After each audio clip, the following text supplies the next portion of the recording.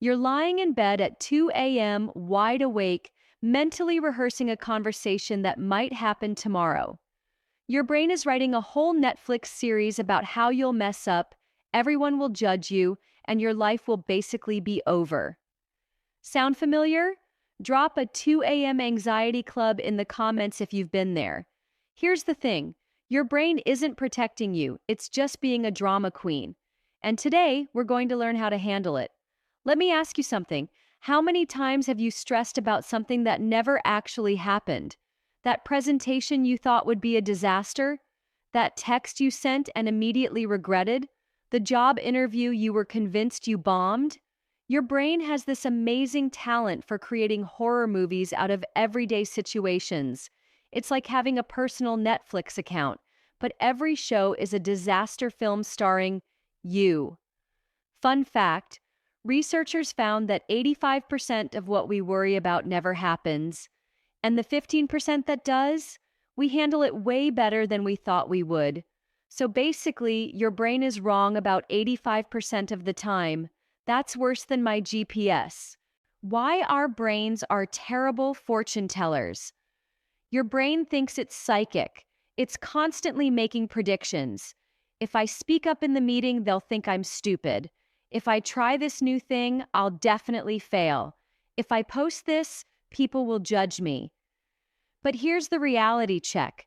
Your brain is about as good at predicting the future as a weather app is at predicting rain. It's making educated guesses based on old information and calling them facts. Quick question for you. What's the worst thing you thought would happen this week that actually turned out fine? Let me know in the comments. I bet it's relatable. The self-talk sabotage. Now, let's talk about your inner voice. You know, that narrator in your head that sounds suspiciously like your least supportive friend. It says things like, I have to be perfect. I always mess things up. I'm not good enough. Imagine if you had a friend who talked to you the way you talk to yourself. You'd probably unfriend them on social media and avoid their calls. Here's a game changer. Instead of, I can't do this, try, I don't know how to do this yet. Instead of, everyone's ahead of me, try, I'm building at my own pace. It's like switching from heavy metal to lo-fi hip-hop. Same brain, way different vibe. The starting line illusion. Fear is like that one friend who's super loud at the beginning of the party, but gets quiet once things get going.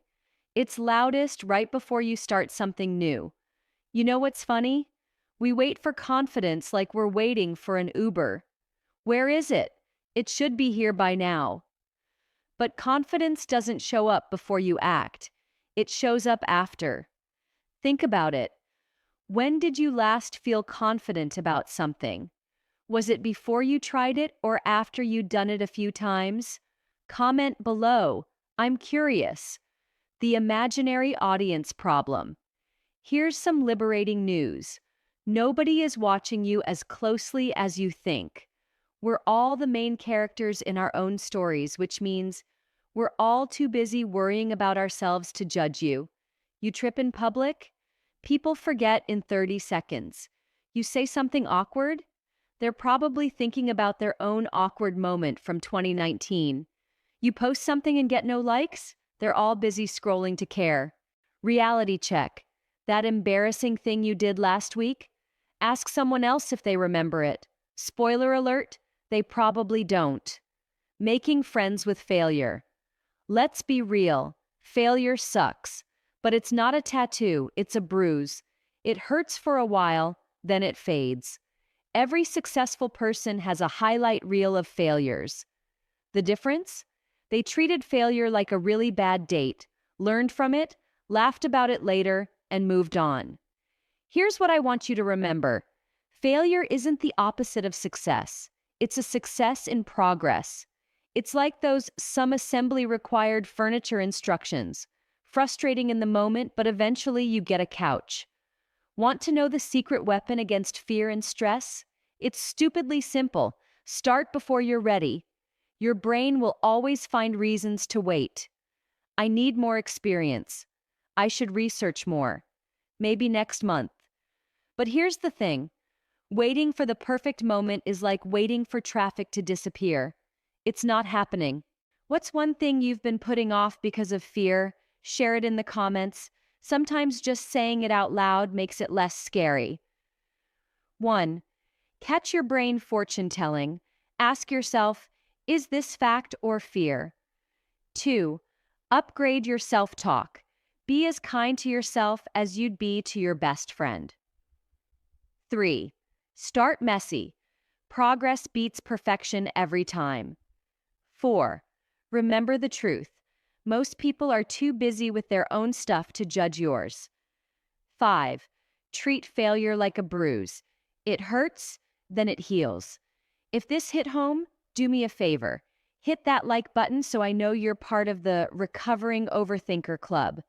And seriously, drop a comment about your biggest fear or that thing you've been putting off.